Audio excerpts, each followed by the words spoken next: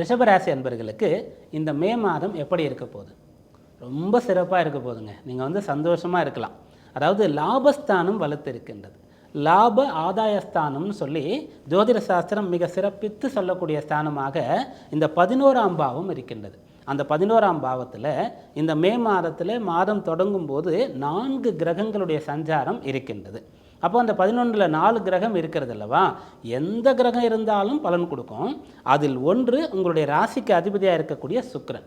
அப்போ சுக்கிரனே 11ல் இருக்கார் அப்படின்னு சொன்னால் ஆசைப்பட்ட அனைத்தையும் நீங்கள் அடையலாம். இந்த மே மாதத்தில் நீங்கள் வந்து என்னென்னலாம் ஆசைப்படுறீங்களோ அதெல்லாம் உங்களுக்கு கிடைக்கும். என்ன ஆசைப்படுறது அப்படின்னு பார்க்கும்போது சுக்கிரன் சம்பந்தமான விஷயங்கள். சுக்கிரன் சம்பந்தமானது எதுன்னு பார்க்கும்போது முதல்ல இவரை கலத்திர காரகன் அப்படின்னு நம்ம சொல்லுவோம். திருமண வயதில் இருக்கக்கூடிய ரிஷபராசி அன்பர்கள் திருமணம் நடக்கிறதுக்காக ஆசைப்படணும், விருப்பப்படணும். நிறைய குடும்பத்தில் என்ன ஆகுதுன்னு சொன்னால் பிள்ளைகளுக்கு திருமண வயது வருது. பெற்றோர்கள் வந்து திருமணத்திற்காக வரன் வது தேடி அலைந்து தெரிந்து கொண்டிருக்கிறார்கள். அந்த பிள்ளைகளுக்கு அதில் பெரிய அளவிற்கு நாட்டம் இல்லை. இப்போ வேண்டாம், கொஞ்ச நாள் போகட்டும் அப்படின்னு சொல்லி அவங்க இன்ட்ரெஸ்ட் இல்லாமல் இருப்பாங்க. இதை வந்து நிறைய வீடுகளில் நம்ம பார்க்கலாம். எப்போ ஒரு பலன் நமக்கு கிடைக்கணுமோ நாம் அதை விரும்பி ஆசைப்பட்டால் தான் அது நமக்கு கிடைக்கும். இதை வந்து பெற்றோர்கள் தெரிந்து கொண்டு பிள்ளைகளுக்கு சொல்லணும். பிள்ளைகளும் இதை கேட்டு நீங்கள் வந்து இந்த முயற்சிக்கு உறுதுணையாக இருக்கணும். நீங்கள் ஆசைப்படாமல் ஒரு விஷயம் வந்து உங்களுக்கு நடத்தி கொடுக்கறதுன்றது ரொம்ப கஷ்டமாக இருக்கும். ஒரு சின்ன குழந்தையை எடுத்துகிட்டு அம்மா வந்து அந்த குழந்தைக்கு வந்து சோறு ஊட்டுறாங்க அப்படின்னு சொன்னாலும் கூட அவங்க அந்த பதமாக பார்த்து அந்த அரிசி சாதத்தை வைத்து அதில் பருப்பு நெய்யெல்லாம் போட்டு கலந்து இதமான சூட்டில் ஊட்டினாலும் அந்த குழந்தை அதை ஏற்றுக்கொள்ளணும். அந்த குழந்தை துப்பிக்கொண்டே இருந்தால் சாப்பிடலன்னு சொன்னால் உள்ளே போய் சேராது. அப்படி வலுக்கட்டாயமாக அந்த சாப்பாட்டை வந்து திணிப்பாங்க. அதே போல் திருமண விஷயத்தில் செய்ய முடியாது. அப்போ நிறைய குடும்பத்தில் எதனால் கல்யாணம் டிலே ஆகுது அப்படின்னு பார்க்கும்போது யாருக்காக கல்யாணத்துக்கான முயற்சி செய்யப்படுகிறதோ அந்த நபருக்கு அதில் நாட்டம் இல்லை, விருப்பம் இல்லை. ஒரு காரணம் இப்போ வேண்டாம், கொஞ்ச நாள் போட்டோம். 2வது காரணம் நான் வேலையில் செட்டில் ஆகணும், வீடு வாங்கணும், கார் வாங்கணும் அப்படின்னு சொல்லி. 3வது காரணம் எனக்கு பிடித்த மாதிரி நான் வாழ்க்கை முழுக்க அவரோட ட்ராவல் பண்ணணும், லைஃப் பார்ட்னர்னு சொல்கிறீங்க. அப்போ எனக்கு பிடித்த மாதிரி இருக்கணும்னு சொல்லிட்டு இவங்களா தேடுவதற்காக கொஞ்சம் டைம் எடுத்துப்பாங்க.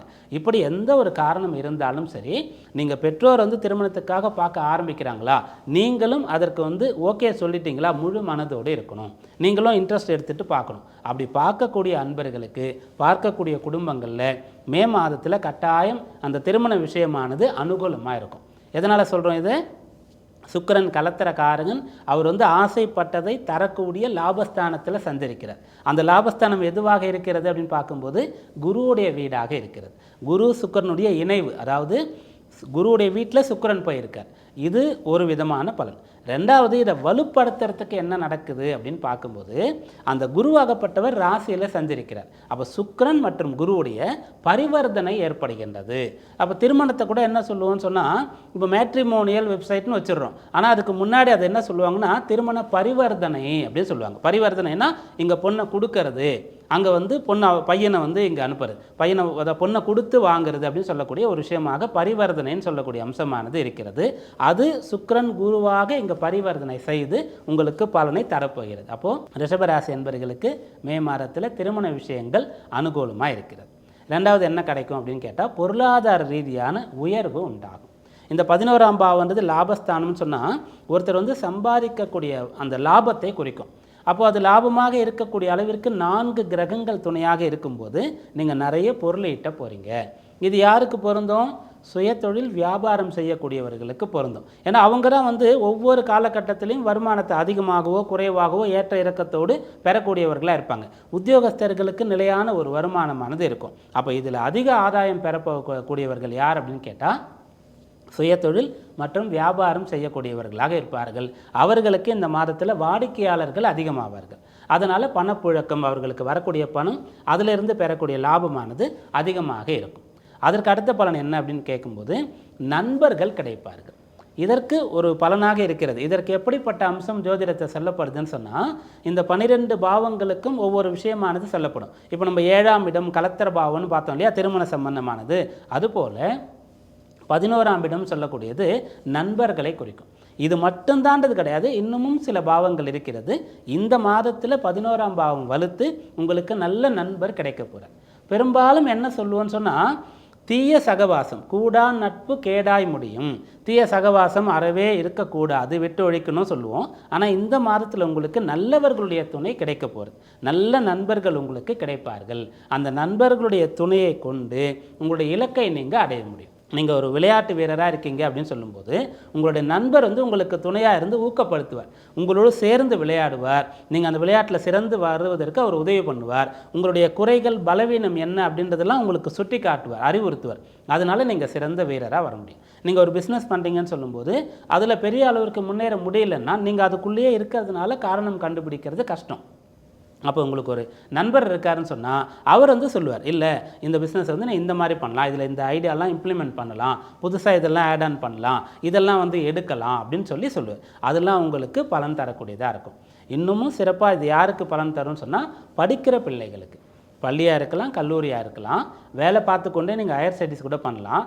அப்போ வந்து உங்களுடைய நண்பர்கள் வந்து அந்த படிப்பில் உங்களுக்கு உதவுவார்கள். உங்களுக்கு ஒரு வசதியான நண்பர் இருக்கார் சொன்னால் நீங்கள் வந்து வசதி குறைவாக இருக்கீங்கன்னு சொன்னால் படிக்கிறதுக்கு அவர் வந்து பொருளாதார ரீதியாக உதவுவார்.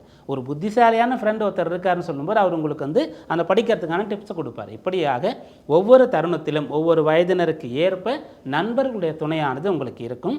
இது வயோதிகத்தில் இருக்கக்கூடியவர்களுக்கு ரொம்ப உறுதுணையாக இருக்கும். அதாவது ரிட்டைர்மெண்ட் ஆகிட்டாங்க, அவங்களுக்கு அது நாள் வரைக்கும் வேலைக்கு போயிட்டு இருந்த இடத்துல கூட வேலை பண்ணுறவங்களோட ஃப்ரெண்ட்ஷிப் இருந்தது இல்லையா, அது கட் ஆயிடுச்சு. அப்போது அவங்களுக்கு பள்ளி கல்லூரியில் இருந்த ஒரு நட்பும் கூட இவ்வளோ வருஷத்துக்கு அப்புறம் அப்பப்போ பார்த்து பேசுகிற மாதிரி இருக்காது. அப்போ அக்கம் பக்கத்தில் இருக்கக்கூடியவர்கள் அவரோடு பேசினா அவருக்கு ஒரு மன ஆறுதலாக இருக்கும். ஏன்னா வயசு கூட ஆயிடுச்சுன்னு சொன்னாலே எது ரொம்ப சந்தோஷத்தை தரும் அப்படின்னு கேட்கும்போது அவர்கள் வந்து வாய் விட்டு மனம் விட்டு பிறரோடு பேசுறது சந்தோஷம் தரும். ஆனால் நம்ம என்ன பண்ணுவோம், வீட்டில் ஒரு தாத்தா பாட்டி இருந்தால் அவங்ககிட்ட பேச மாட்டோம். ஏன்னா அவங்க வந்து பழைய கதையெல்லாம் பேசுவாங்க அப்படின்னு சொல்லிட்டு.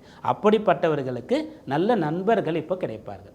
இதெல்லாம் இந்த மாதத்தில் பலனாக இருக்கிறது. இந்த கிரகங்கள் மாறுகிறது அல்லவா, அதிலிருந்து என்ன பலன் கிடைக்கும் அப்படின்னு பார்க்கும்போது சூரியன் வந்து உங்கள் ராசிக்கு 12 இருக்கார், அவர் ராசிக்குள்ளே வரப்போகிறார். அதனால் என்ன பலன் கிடைக்கும்னு கேட்டால் சூரியன் 4ஆம் வீட்டிற்கு அதிபதி. அவர் உங்களுக்கு வந்து எப்படியாவது வெற்றி பெறுவதற்கு உயர்வதற்குண்டான எண்ணத்தை ஏற்படுத்துவார். இதெல்லாம் இந்த மாத பலன். இதில் இந்த நட்சத்திர ரீதியான பலன்கள்னு பார்க்கும்போது ரிஷப ராசியில் கிருத்திகை, ரோகிணி, மிருகசீரிஷம் இந்த நட்சத்திரங்கள் இருக்கிறது. அதாவது கிருத்திகை 2, 3, 4, ரோகிணி நட்சத்திரத்தினுடைய மொத்த பாதமும் இருக்கும், மிருகசீரிஷம் 1, 2 பாதங்கள் இருக்கும். இதில் கிருத்திகை நட்சத்திர அன்பர்களுக்கு என்ன பலாபலன் எக்ஸாக்டாக கிடைக்கும், இவ்வளோ பலன்கள் கிடைக்கும், அதோடு சேர்ந்து கூடுதலாக என்ன கிடைக்கும் அப்படின்னு கேட்டால் இப்போ நீங்கள் இருக்கக்கூடிய நிலையிலிருந்து வளர்வதற்கான ஆசை எண்ணம் உங்களுக்கு ஏற்படும். வேலையில் ப்ரமோஷன், படிக்கிறீங்கன்னு சொன்னால் முதல் இடத்தை பிடிக்கணும். அதுபோல் வந்து நீங்கள் ஒரு சொத்து வாங்குறீங்க, இடம் வாங்குறீங்க, வீடு கட்டுறீங்கன்னு சொன்னால் அது உங்களுக்கானதாக இருக்கும், பிறர் வந்து பார்த்து பாராட்டும்படியாக இருக்கணும்னு ஆசைப்படுவீங்க. இந்த பலன் கிடைக்கும். ரோகிணி நட்சத்திர அன்பர்களுக்கு என்ன மாதிரியான பலாபலன் கிடைக்கும்னு சொன்னால் இந்த திருமண விஷயம் சொன்னோம் இல்லையா, உங்களுக்கு பிடித்த மாதிரியான ஒரு வாழ்க்கை துணை அமையக்கூடிய அம்சம் இருக்கிறது. நீங்கள் பொண்ணா பையனாக இருந்தாலும் சரி உங்களுக்கு பிடித்த அந்த வாழ்க்கை துணை அமையும். மிருகசீரிஷ நட்சத்திர அன்பர்களுக்கு இந்த மாதத்தில் மேற்சொன்ன பலன்களோடு சேர்ந்து கிடைக்கக்கூடிய பலன் என்ன அப்படின்னு சொன்னால், நம்ம விளையாட்டுன்னு சொன்னல, ஒரு விளையாட்டு வீரராக இருந்தால் உங்களுக்கான ஒரு வாய்ப்பு கிடைக்கும். அரசியலில் நீங்கள் இருந்தீங்கன்னு சொன்னால் கட்டாயம் உங்களுக்கு வந்து ஒரு பொறுப்பு கொடுக்கக்கூடிய அம்சமானது ஏற்படும். இதெல்லாம் இந்த மாதத்தில் கவனமாக இருக்க வேண்டிய அம்சம் என்ன அப்படின்னு பார்க்கும்போது, நிறைய பணம் வரும்போது சேமித்து வைக்கணும்.